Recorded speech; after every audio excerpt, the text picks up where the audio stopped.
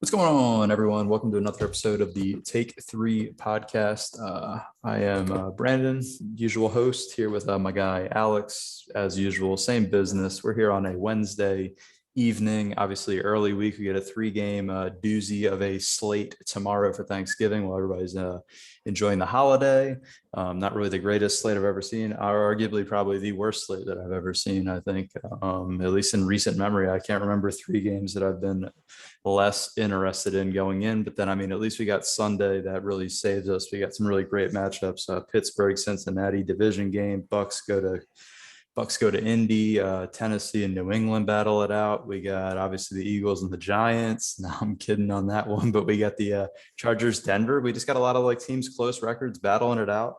Teams that are trying to get themselves into the wild card picture, playoff picture. Doing the things. I mean, sitting here Wednesday night, how are you feeling looking at week 12? A lot of close spreads. Obviously, we pick every game. Those are kind of weird picking those. But yeah, how are we feeling on a Wednesday night? Decently confident heading into the weekend. I went with a lot of favorites this week. There's definitely some close spreads, and I just can't get over that the NFL gave us three terrible games for Thanksgiving. Yes, some of them look better earlier in the year when you scheduled it, but man, it's unfortunate that our three games are not great for Turkey Day. Yeah, facts. I mean, so we'll just fly through those real quick. These games this year didn't even earn a slide, in my opinion. Usual, if it was a decent slate, probably would. If Jameis Winston's playing for the Saints, I probably make a slide. Or if it's the Raiders from the first 4 weeks, 5 weeks, 6 weeks, it probably squeezes in there. But I mean, we got the Bears, Andy Dalton, Matt Nagy, rumors of being fired, taking on Tim Boyle, and the 0-9-1 Lions. Great way to have your brunch, breakfast, Thanksgiving. Any quick thoughts on that? There's not really much, to be honest. I don't even think Lions and Bears fans have quick thoughts. Yeah, that's a game that is happening. I'm taking Chicago 2.5. Maybe Detroit gets their first win, but not excited about this game at all. Maybe if I'm Detroit, it's going to be a lot of DeAndre Swift. And if I'm Chicago, I also think it's going to be a heavy running game. So I don't know. Running the ball, bad teams, not a great game. Facts. Yeah, it'll be yeah, if they run the ball, hopefully it'll be quick, right? Gets off the TV quick. Yeah, I also went Bears 2.5. Thinking Galaxy brain myself into trusting Tim Boyle, who in college threw one touchdown and 13 picks and has carved out $4 million. Yeah, we're not rolling with him. Moving into the afternoon, Jerry World, obviously, he gets a game in Dallas every year on Thanksgiving. They get another cupcake one. It feels like every year they somehow get a cupcake Thanksgiving game tailor-made to them. Beat up Raiders team, dysfunctional Raiders organization, teams kind of falling apart. Perfect spot for the Cowboys to get to 8-3. They fell, looked pretty bad. Obviously, I'm not sure if CD's going. I believe Amari's still out COVID. The defensive ends are still beat up, and Tyron Smith, I don't think he is playing. Any quick thoughts on this one? Yeah, I actually like the Cowboys here. 7.5 is a lot. I think they bounce back. The defense has continued to play well. They'll play well again. They'll get some time to game plan. You get a slight chance at CeeDee Lamb at receiver, but even without him, I think they should be able to run the ball in this Vegas team, and I think they bounce back and cover the spread. Yeah, I think they win. I went Raiders 7.5, just a lot of points with all those missing links, but I could easily see them just routing the Raiders. The Raiders are that dysfunctional. I'm just taking my chance that 8 points is a lot. Short week injuries. We'll see how it goes. Moving in, nightcap. Bills 6-4, Saints 5-5. Saints trying to hold on to slim playoff hopes. They are fading fast with Trevor Siemian at quarterback. Hey, look, they just got Taysom Hill, a brand new $40 million deal right now. Could be a $95 million deal. Weird hybrid deal. Depends what position he plays. Who knows if he'll even play tomorrow night. Line is now up to 6.5. Any quick stuff here? The Bills, it's a game where they probably have, this is like a must win. It's a must win for both. The Bills really want to get things back going, but I don't know. Dennis Allen and that defense, they find a way every week to kind of make it tough. I went Saints 6.5, trust in the defense, short week. Obviously, the running back situation, not the greatest thing, but I'm going to take a shot to the defense carries them again and attacks Josh Allen, and he hasn't really played great football the past couple weeks. Yeah, Josh Allen in that offense is worrisome. They don't really have a run game to begin with, and that's New Orleans' strength. So hopefully they can attack them through the air. I have the Bills bouncing back. I got them to cover the spread. Both these teams are close for the playoffs, and especially Buffalo, because all of a sudden New England is alive and hot, and they have a very good chance to take the division from Buffalo. So this is a big game for Buffalo. I expect them to bounce back. I'm worried about their defense. Their defense has been very good this year. Linebackers are beat up, but New Orleans doesn't have their running backs to take advantage of it. Trevor Siemian can only do so much. So I like Buffalo to bounce back, but once again, not terribly excited about this game. It looked good on paper if everyone was healthy. That's not the case, but I'm rolling with the Bills. Yeah, facts. Nothing going to close out our Thanksgiving slate. We'll see how it goes. Something could turn out to be halfway decent. I don't really expect it though, to be honest. Yeah, simply let's get into some real shit now. We got the Sunday slate. We're gonna kick it off here. Tom Brady and the Buccaneers going on the roads. Taylor, to different teams when they go on the road, they seemingly are pretty damn bad. As we watch them lose in New Orleans, lose in Washington. They just seem they're a weird team when they go on the road. They're facing a team in the Colts that's kind of hot right now. Carson Wentz not great, but he's doing enough. 100 yards a week's enough. Jonathan Taylor, obviously the lead man in the graphic, he's been doing his thing. The man is on fire right now. But one big stat is the Bucs have not allowed a 100-yard rusher from scrimmage with a touchdown to a running back since Dalvin Cook, week 14 of 2020. That's their strength, right? Are you going to run it at the strength? Vita Vea is not there. I'm not sure if he's going to play this week. He was week to week with an MCL sprain. If he's back in the middle, that causes issues. But I mean, they're seemingly a better run defense than they are, obviously, with the pass defense. The secondary is kind of beat up. It's what do you see here? It's really the Colts. Are they going to be able to stick to the script, right? The script the past couple of weeks has been run, run, run, run, run, take all the pressure off Carson Wentz. And if they somehow get behind, or if the Bucs come out a little bit better on the road than we're used to them coming out so far this year, will the Colts completely fold? Huge game kind of for both sides. The Bucs don't want a fourth loss. They want to keep up there in the chase for the 1 seed, and the Colts chasing, obviously they're kind of in a division now. When you look at if the Titans start to falter some more, we'll get into them, but they're still pushing for a wild card slot. So I mean, what do you see here when you look at the Bucs and the Colts with the line at Bucs -3? Yeah, I really like this game. I think it's going to be a lot of fun. One of the better games on Sunday.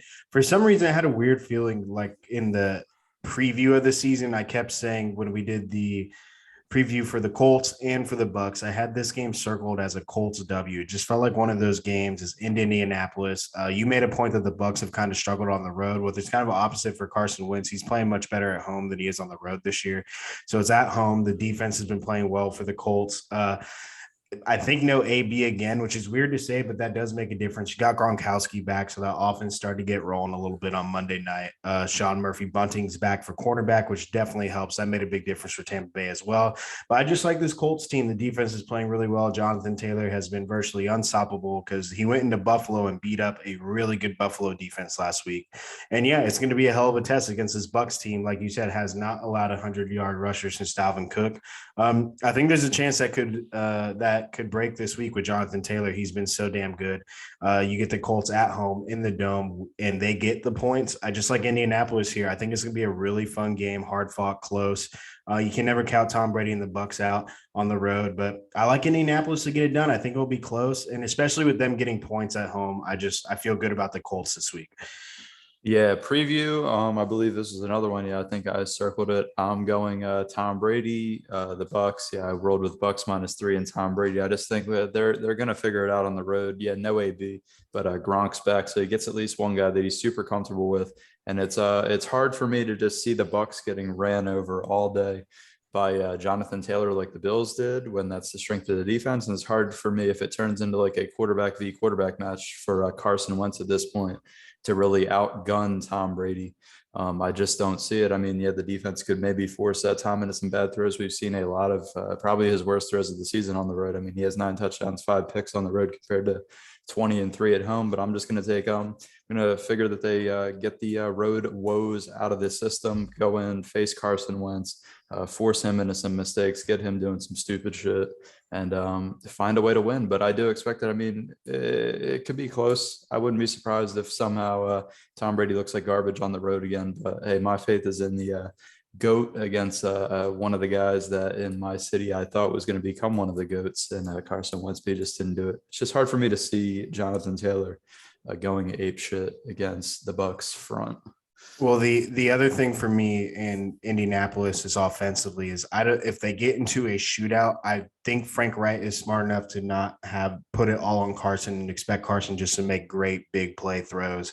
I think he's smart enough to get like little plays underneath and still get Jonathan Taylor out of the backfield, not just running, but receiving. So like I expect a smart game plan from the Colts, even if it turns into a shootout. I don't think they're going to just put it all on Carson, hopefully, because that he tends to make mistakes here and there. We've seen it many times. So, and Tom Brady's made some mistakes this year. So it's going to be interesting. And if it does turn into a shootout, I have faith in Frank Wright to make adjustments. And he's just a smart coach. So I expect him to put Carson Wentz in favorable positions, even if they do have to throw the ball a lot.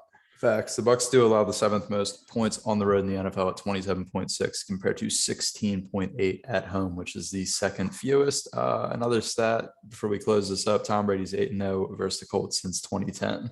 So he finds a way to beat the Colts, and he's obviously played the Peyton Manning Colts. So, hey, we'll see how it goes, though. This is the tale of two teams on the road. The Bucs kind of, it seems like they want to push and secure that 1 seed and get home field through the NFC the way they play at home. But, yeah, we'll sure see.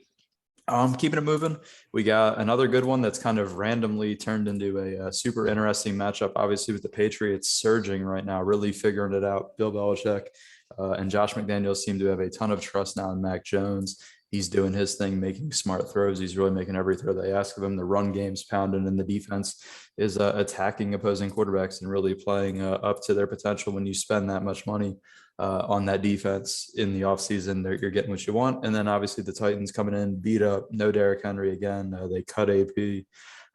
They're just bad, right? Ryan Tannehill was really bad last week. Touchdown, 4 picks. Wasn't good, and we're starting to see the Titans kind of sputter, and that's what's bringing the Colts back into this thing, and that's what's making the Patriots kind of more interesting. When you watch Buffalo start to sputter, you watch the Titans start to sputter, and then you see Bill Belichick and his boys only getting stronger as the season goes. Games in New England, the line's up to 7, which was crazy. I still rolled Pats -7. I said it obviously on the recap, I believe last week it was, that, yeah, I'm all in on the Patriots, at least right now. And yeah, I had to do it. The Patriots at home, I mean, they've only allowed 10 points a game. They're allowing 10 points a game since week 7. So, I mean, they're playing lockdown defense. I just don't see the Titans with Derrick Henry really being able to attack and expose this Patriots defense. I think it's going to be a long day for Ryan Tannehill. And I expect another good day out of Mac Jones, good, efficient day. Yeah, they're doing everything right now. What do you see here? Yeah, I was looking for reasons to lean with the Titans and Ryan Tannehill, Mike Vrabel, ex-Patriot, going back to New England. And it's not his first time. Obviously, they had playoff matchups and they played since. But I was looking for reasons to pick Tennessee. But, man, it's hard to be positive on Tennessee right now. 7 points is a lot, but New England is giving up nothing. We've seen it many, many times that Bill Belichick likes to take away New England's best weapon. There's a funny old NFL clip when they played the Bengals back in the day with Chad Ochocinco, and he goes to talk to him pregame and says, "You can just take the day off." And he goes, "Come on, coach." He goes, "You can take the day off." And he was basically shut down. Bill Belichick loves taking away number 1 weapons, and the Titans only have one really good weapon right now, right? No Derrick Henry. You're not really worried about Jeremy McNichols or Deontay Foreman tearing you up. Julio Jones isn't playing. So really just, to me, it's A.J. Brown, right? And he's beat up. He left the Houston game last week. He did come back, finish the game, but he's clearly beat up. All the attention is on him. So it's like, I don't know where Tennessee goes offensively to where they can produce enough plays and move the ball down the field enough. Because I think with history tells us that New England's going to do a great job on A.J. Brown. And even if A.J. Brown were to ball out, I don't think it's enough production to get Tennessee where they need to go. And I have a hard time just seeing how the Titans put up enough points in New England. And then I didn't even mention yet the other side of the ball. I don't trust Titans defense, and Mac Jones has been slinging the ball well. The run game's going. So it's like, everything points to New England to me. And like the 7 points is a lot, but I took New England -7. I think they get it done. It's hard to see how the Titans get it done here. Exactly. Yeah. I mean, if there's one thing for that Titans defense, since week 7, they've only allowed 18.6 points per game, and they're allowing 27 points a game through weeks 1 through 7. But I mean, I'm with you. There's just not going to be enough on offense, and it might be a little bit too much trying to trust that defense. And they're just a streaky unit that, I mean, we've seen you can't really, you can't trust them when they lose games. to Houston, and they just, yeah, I don't know. I think it's they're facing too smart of a team. Bill Belichick, Steve Belichick. They will lock up AJ Brown, and as you said, even if he gets loose, they just have nobody else, right? They don't. It's kind of sad to watch because I mean, this Titans team with Derrick Henry, they were quite the spectacle because they had the legit threat out of the backfield, and then that opened up their whole play action game. But now it seems to be turning into it's going to be a little too much on Ryan Tannehill. The group of running backs they have, don't trust any of those guys. Patriots on a 5-game win streak. They just have everything that I like now in New England. And one more thing, Vrabel, he's 1-4 against a rookie quarterback since 2018. Yeah, since the Vrabel era started in Tennessee, they're 1-4 against rookie quarterbacks. So I mean, they're running into the probably the wrong rookie quarterback too. If they're facing a Trevor Lawrence, you probably take that. But yeah, which is weird to say now. That's funny to hear that Mac Jones is playing much better than the picks before him, but he's been very good. Yeah, he's very fortunate. The system he's in as well, they kind of got him set up to do everything. They got the defense rolling, and it looks like, yeah, I'm going to take Patriots. I think they're going to roll the Titans, which is crazy, which is really going to set up an AFC East war with the Bills pretty soon. I believe they play in like a couple weeks, if not a week. Well, there's also a chance the Bills lose to the Saints on Thursday night, and then New England has all the more motivation to take take an advantage and take a lead on the division. Exactly. I expect all New England. Mike Vrabel, pro tip, 7 of 14 Mac Jones touchdowns have been caught by Hunter Henry. You might want to take out Hunter Henry. Yeah, that's take a tip out of your old coach's playbook of taking away weapons. But hey, we'll see if they do that. But I expect all New England. We're both in on New England, so they will probably lose now that we both said that. Let's keep it moving. A late afternoon game. Really, I think it's America's Game of the Week on Fox. We got Matt Stafford and the Rams coming off a bye week, playing a couple disappointing weeks of football. A little hurt, thumb injuries, but I mean, we expect more when you go out to LA. The stars shine brighter in LA, as they say. So they're coming off a bye week, headed into Lambeau Field, and then they're facing a beat up, kind of bruised, battered, beat up Packers team. Lose a close one to Minnesota last week, but they lose more than just the game, right? Aaron Rodgers, I believe they said it's a broken toe on the foot. So it's not turf toe, but a broken toe. They obviously lose the left tackle. Bakhtiari is not going to play as well. He's still recovering, had another knee surgery after the ACL surgery that ended last year. Aaron Jones is still out. So they're beat up, and it's kind of weird. And we don't know the Matt Stafford thumb thing. The line's literally a pick 'em. So, I mean, Vegas is still saying, hey, it's Aaron Rodgers at home. Don't rule them out. He can pull some magic out. Obviously, he's going to suit up. I just trust the Rams. I don't think they'll play 3 straight bad games of football. And I think the bye week really helps let them refocus, let Odell get in there, find his way into the offense, right? Find a little bit of chemistry, give those dudes a break. And yeah, I think they come into Green Bay, take care of business, beat up Packers team. Kind of bad time for the Packers to really go up against the Rams coming off the bye week. How do you see this one playing out? So normally if I got Aaron Rodgers at home, given points +1 after an overtime loss, I would hammer it, right? That feels very good. He's Aaron Rodgers. It's at home. But you mentioned just the litany of injuries, and like losing the left tackle is huge to me. And then not to mention Aaron has the toe issue. And then I believe they're still missing one of their linebackers. Green Bay is just beat up. And then you have the Rams, who have had 2 bad games in a row. They had to spend their whole bye week. No one was talking about the Rams. There's been negative news about them because they haven't played well. I would assume they come out here firing, look good after the bye week, try and get some things straight and take advantage of a beat up Packers team, especially Aaron Donald, no left tackle. I don't know how that offensive line is going to do. And it's not a good time for your offensive line to be hurt when Aaron Donald and that D line comes to town. So to me, I'm leaning the Rams. It's only a 1-point spread, so it's more of just a straight up pick 'em. I think the Rams bounce back. It's hard for me to think that they come off a bye week and lose 3 in a row, even if it is Green Bay, and Green Bay's hurting. But at the same time, we saw Aaron Rodgers odds against some no receivers go into Arizona and went on the Thursday night game. So it's hard to pick against Aaron. I'm never comfortable picking against Aaron Rodgers in Green Bay, but I have to lean towards the Rams just because of circumstances. This is going to be a lot to overcome. And if Green Bay wins this game, it's going to be very impressive. Yeah, exactly. It's a weird one. I didn't know Matt Stafford's 0-16 in his career versus teams that entered the game 5+ games over 500.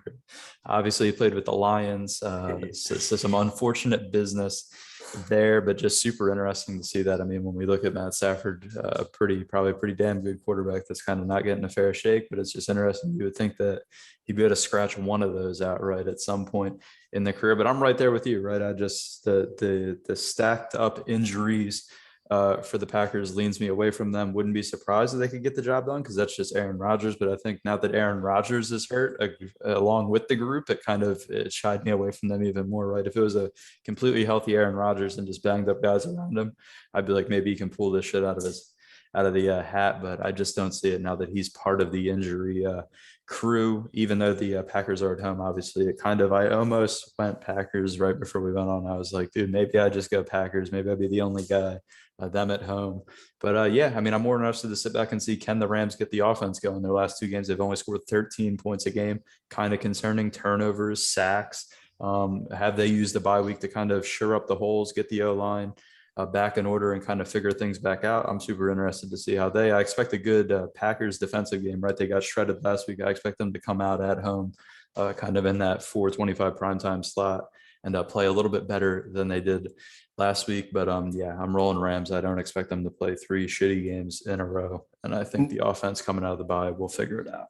Not to mention, this is a pretty big one for both teams because if tiebreakers come like if those matter down the road, because the top of the NFC is like really close. There's a chance the Bucs lose to the Colts this week. Dallas lost last week. Arizona's still looking good, but the top NFC teams. I mean, Green Bay lost last week as well. So the top NFC teams is getting shooken up. Like tiebreakers might really matter down the stretch. So this outcome could really impact the playoff seedings.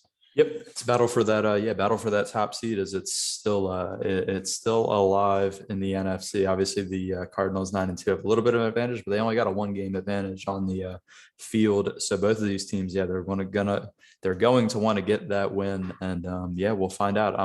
It's also the Rams defense as well. Can that defense do their thing? Obviously, beat up. Yeah, Aaron Donald, Von Miller, let them attack, and figure things out. I think they got it. But Aaron Rodgers, he shocked us before. Wouldn't be surprised if he shocks us again. Wouldn't even really be shocking because it's Aaron Rodgers. But hey, we'll see. We'll tune in Sunday. Moving on, Sunday night football is in Baltimore. We got the Browns, Baker Mayfield, all that drama surrounding that team. They seem, obviously, I believe they're headed towards a divorce. It just doesn't seem, it seemed what felt like a match made in heaven when he first got there. He kind of had that swagger. The guy that was not counted on. The Browns obviously have sucked my entire life besides these past couple of years. So he was kind of the guy, perfect fit for the city, blue collar guy, blue collar city. And we're kind of seeing that dwindle as this season progresses. They're still 6-5. Obviously, they squeaked out a win last week against the Lions, 13-10, ugly one. And then we got Lamar Jackson and the Ravens. Obviously, I'm assuming he's going to play the illness.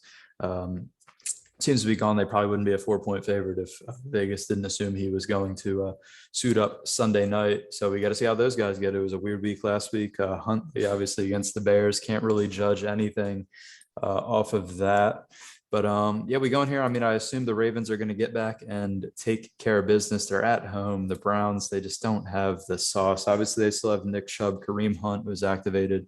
He should play, but I just don't trust Baker Mayfield to get the job done. But I mean, on the other end, Lamar Jackson and the Ravens and Greg Roman and those guys, they got to get their offense going because weeks 1 through 9, they were scoring 27 points a game. They're down to weeks 10 and 11, 13 points a game. That's it's an issue. You got to get the offense rolling. Don't get stuck getting shut down by one single defense. And it's really it's interesting. The Browns want to run the ball, division game. Should be a good one, although I'm not like jumping out of my seat for this one. I'll always tune in to watch Lamar Jackson play. It's just it's that exciting. But yeah, I went Ravens -4. I think the Ravens will rebound, beat up on the Browns, and send Cleveland into more disarray. How are you feeling though? Yeah, Cleveland, I think, is just kind of falling apart offensively. They weren't able to get anything really going last week against Detroit. They were 11-point favorites. They squeaked out a win. The Browns defense, I thought, has underperformed as a whole throughout the year. They're playing better as of late. But then Baker and that offense just has not gotten anything going. Baker probably should have shut it down when he got hurt and not tried to play hurt. It's probably hurt him in the long run as he's in fight for a contract, and I don't think he'll get the contract that he wants, or maybe even the offer that he wants. So like I just been very low on the Browns right now. They're not the team I thought they were going to be. Their roster on paper is so talented, and they are clearly on paper one of the best teams in the AFC, but it has not played out like that on the field. And they've just struggled, and to watch them struggle against the Lions, I really thought they were going to go out and kick the Lions' ass and get it going again, and we're going to be back on another week where the Browns look good and maybe they're legit, but they didn't look good, and I don't have a lot of faith in them. I expect the Ravens to get it going. But you made a good point. The offense really needs to get it going for the Ravens. Last time we saw Lamar Jackson was Thursday night against Miami, and he had a really poor performance. They lost the game. So I'm thinking Lamar is going to be fired up, ready to go. He hasn't played in a little bit. It's Sunday night. It's a division game. He's going to want to show that the Ravens are legit. They're still one of the top teams in the AFC. When he's on the field, they roll. So it's like I got nothing but faith in the Ravens defense, and I expect Lamar Jackson to get it going again. They're just too good and too talented offensively not to. And the Browns are on the other end, are trending in the wrong direction. So I'm all Ravens. Yeah, Ravens kind of plateaued. They've scored 16 points or fewer in two straight games for the first time since weeks 3 and 4 of 2017 when Joe Flacco was playing quarterback. So it's been uncharacteristic for the Ravens offense to look this bad. And then on the other side, the Browns have scored 14 or fewer points in 5 games this season, including 4 of Baker Mayfield's last 5 starts. So the Baker Mayfield Browns are really, they're really just not getting the job done. And yeah, you hit it nail on the head with him probably not getting the contract. There's enough Vikings teams out there though where he'll get something. Like it's just not originally how I thought. Like when Josh Allen got paid, I was like, he'll get a huge figure somehow, but he's kind of played himself out of that, battling through this injury and not looking good. And kind of the Browns, yeah, their defense hasn't been great. But so yeah, I expect the Ravens and Lamar Jackson to figure things out, look better, and put on a show on Sunday Night Football. What better stage against a divisional opponent to get things back on track and absolutely abuse a divisional opponent? It's no better feel good story than that one if you're the Ravens and really put yourself back up there as every other team in the AFC seems to fall apart. Yeah, and the AFC North is going to be shaken up this weekend because it's 2 divisional games and all the records are so damn close. So the winners of this weekend are going to be in a much better position than the losers are because we're running out of time to make up losses and make up record differences. Yep, exactly. It's it's a good time for the Ravens to get the show back on the road, get a win, take over, and show us why you're the best team in the AFC or potentially the best team because they'll probably lose next week, and then we'll be right back at the drawing board with the top of the AFC. But yeah, all Ravens this week. Let's swing it into Monday Night Football. Final game on the docket. Really not even a highly anticipated one. We got Russell Wilson and the beat up Seahawks. And he's going to Washington, take on the Washington football team. Taylor Heinicke obviously has kind of given them some juice lately.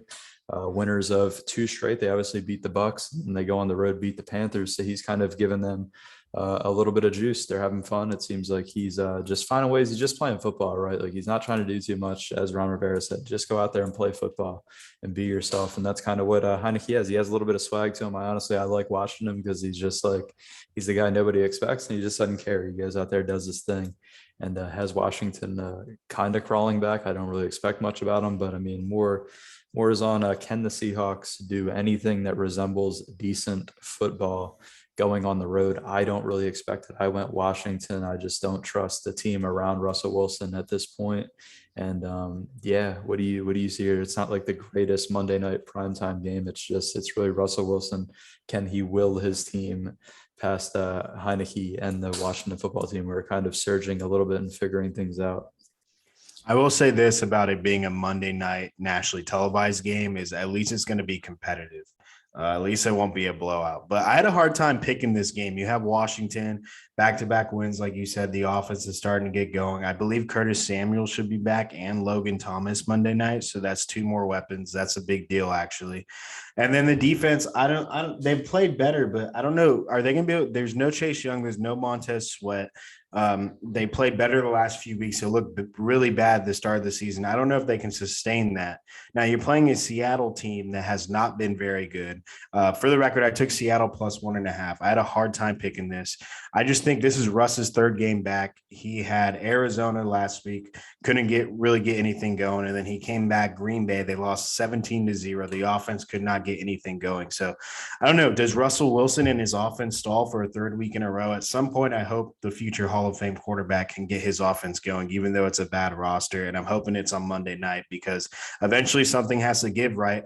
I mean, or maybe not. Maybe they just spiral all the way towards the end of this era in this season. But I would like to put a little faith in Russell and those receivers that they can get some kind of offense going. Washington's defense has been better, but nothing spectacular. I don't know how long they can keep that up, especially with no Montez Sweat and no Chase Young.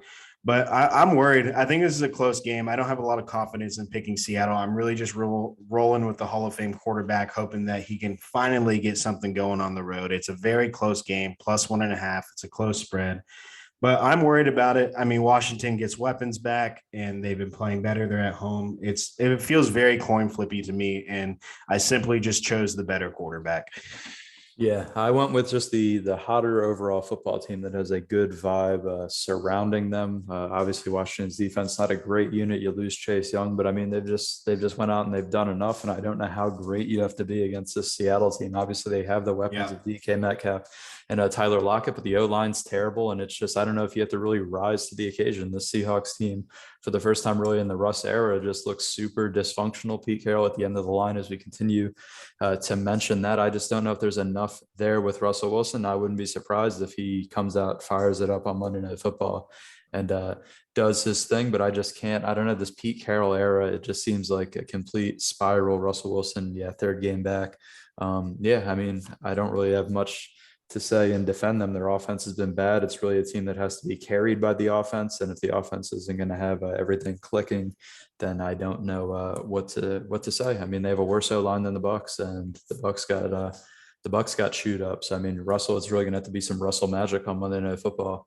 And I just don't know how much magic around that team is left. If we haven't seen it against the Colt McCoy Arizona Cardinals at home, then I don't know if we're really going to see it a week later on the road across the country. And that's really what I came to the conclusion. Yeah, I would just say this: that Arizona roster is pretty damn good. I feel that way this week. If we don't see it this week, then like, man, are things going to spiral hard? They're already spiraling. I don't know if it can get much worse. They haven't scored any points the last 2 weeks. So if it can get worse, we'll see Monday night. Yeah, for sure. It's just, yeah, it's tough for me to buy in, but I mean, yeah, that's why we all get to pick these games, but it's hard to buy in to the Seahawks at this point in the Russell Wilson, Pete Carroll tenure. Any kind of other games that stand out to you as we kind of wrap this thing up before we move on to the how we all picked against the spread in week 12? One that stands out is Chargers Broncos. It's in Denver, divisional game. Chargers are favored -2.5. I kind of struggle picking this one. I end up just leaning with the Chargers because I've been picking the Chargers a lot, and I feel like they're a better team. And I speak so highly of Justin Herbert and that offense all the time. But I think this is a tough game for LA. It's in Denver. They have a good defense. They have a good running game. You can run the ball on the Chargers. So I don't think it's crazy that Denver steals a win and wins outright this weekend, but I did go Chargers -2.5. I think that's a really interesting matchup. I think it'll be close.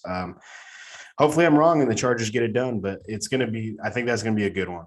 Yeah, facts. I went Chargers 2.5 as well. I just think we watched an Eagles team, not to toot the horn of the Eagles, but we watched the Eagles go into that same Denver stadium and kind of just absolutely bring it to the Broncos. So it's like I trust Justin Herbert. I have faith in Justin Herbert a little bit more than the Sirianni crew. And if I watch the Sirianni crew go and do their thing in that stadium, I think that the Chargers should be able to get the job done. Obviously, division games are always weird with how they turn out, but yeah, I mean, I have faith in them. Another one that's interesting to me is kind of that Vikings Niners game. They're both 5-5. So, I mean, they're both in that wild card picture, and really neither wants to get that sixth loss on the resume. Obviously, the 49ers kind of put things back together in back-to-back weeks. They beat up on the Rams, obviously, on Monday Night Football, and then they beat the Jags, who everybody beats up on the Jags. Let's be honest. Shout out Urban Meyer. The team's just not that good. But then you got Kirk Cousins as well, coming off a huge division win against Aaron Rodgers and the Packers, a game that in his tenure they usually lose. So, I mean, I'm interested to see if Dalvin Cook can get rolling, if Kirk Cousins, Justin Jefferson, Adam Thielen, if those guys, I mean, we could have a lot of firepower. And if that defense can get the Niners off the field, right, we know the Niners are going to want to reel off those 12-minute, 13-minute drives and really bleed the clock. And if Minnesota's defense can get a stop or two to kind of shut that down and let Kirk Cousins, who's been pretty good this year, to be honest, he's done his part. So, I mean, we got to see how that rolls out. I won't dive into it too much, but we got AFC North, kind of similar type thing. Pittsburgh, Cincinnati, 5-4-1, 6-4.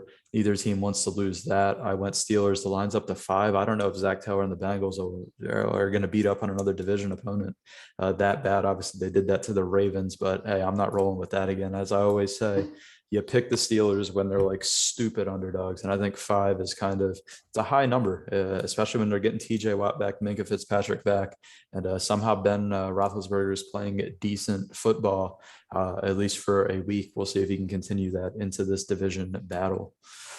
Yeah, you pretty much nailed the two other games I thought was interesting. The Steelers one, the 5 is just too many points. I'm very low on the Steelers. I'm probably lower than I should be because they've played good football and they've proved me wrong so far. But 5 is just too many points. And then, yeah, the Niners Vikings I think is super interesting. Both teams are trending in a positive direction. They both playing well, but it's in San Francisco, and I think they just got a slightly better roster. Greenlaw and Ford are expected to play. I got to lean Niners, but those are the two other games that I think are very interesting as well. We got some close ones this week. It's going to be a good Sunday. Facts. I went Vikings only because the Vikings seem to cover every time I pick against them. So I said, I'm gonna roll Vikings. It's been all season, dude. I picked against the Vikings a lot on like weird on 3-point spreads, and it works. So hey, we'll see. I'm gonna go the other way, but I mean, let's just jump right over to the spreads for week 12. Obviously, records above. Me and you were close. John's kind of a little bit ahead, but he's not out of reach. Obviously, we can both catch him. Plenty of time. These are it. A lot of close games, a lot of tough ones to pick. And any ones that jump out that you really loved? Ones that I like a lot. I'm not crazy about any of them. I would say Patriots -7. I like New England here for all the reasons we mentioned earlier. I think they're in a really good spot, but this is one of those weeks where I have a lot of favorites, which makes me a little uncomfortable. But last time I did that, it worked out well for me. So hopefully I can get a repeat performance. Yeah, don't really love any of them. Not even Patriots -7, to be honest. I could see that spiraling, but I just rolled with the Patriots because I gassed them last week and said I'd pick them. So, we rolled with them. The real one I liked out of all these was probably Ravens -4. I just think they're playing the Browns at a perfect time, and they're going to get back on track in a division game at home, Sunday Night Football, and just beat the piss out of the Browns, is what I expect. So that was really the only one that I could say, hey, I really love that pick. The one thing I notice about these picks again is this is the second week in a row that y'all both rolled Jags, and I went the opposite way. Yeah, I don't know. It's really, there's no faith on either side of that. That's one where I could wish I could just get a mulligan, right? Do I really trust the Arthur Smith Falcons, who are they're just bad, right? And it's on the other side. Do I really trust the Urban Meyer, Trevor Lawrence crew?